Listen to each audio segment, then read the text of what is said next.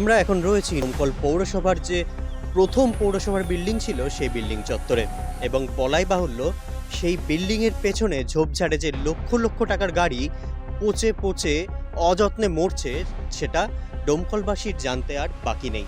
আপনাদের দেখাবো সেই দামি দামি গাড়ি, লক্ষ লক্ষ টাকার গাড়ি কিভাবে অযত্নে পড়ে আছে এই চত্বরে।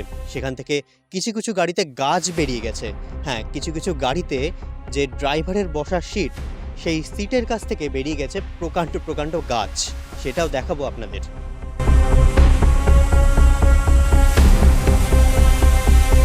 আপনি এখন আমাদের পেছনে দেখতে পাবেন এত বড় একটি এত দামি গাড়ি, নোংরা পরিষ্কার করার গাড়ি, যেখানে দমকল পৌরসভা লেখা। দমকল পৌরসভার জন্য তৈরি করা হয়েছিল, কেনা হয়েছিল এই গাড়িটিকে, কিন্তু এর অবস্থা আজকে আপনাদের দেখাবো।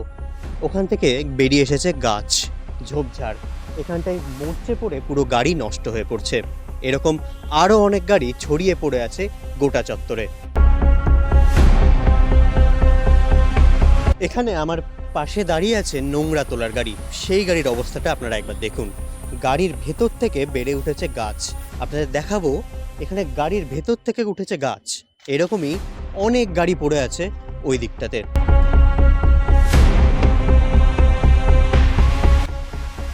এটি হচ্ছে স্বর্গরথ, যেখানে পিছিয়ে পড়া দমকলের দুস্থ মানুষদের মৃতদেহ নিয়ে যাওয়ার জন্য ব্যবহার করার কথা, কিন্তু এখন এই স্বর্গরথই পড়ে আছে মৃত্যুশয্যায়। আপনাদের দেখাবো কিভাবে অযত্নে নষ্ট হচ্ছে এরকম গাড়ি। বর্তমানে মানুষদেরকে টাকা খরচ করে এরকম স্বর্গরথ ভাড়া করে নিয়ে যেতে হচ্ছে।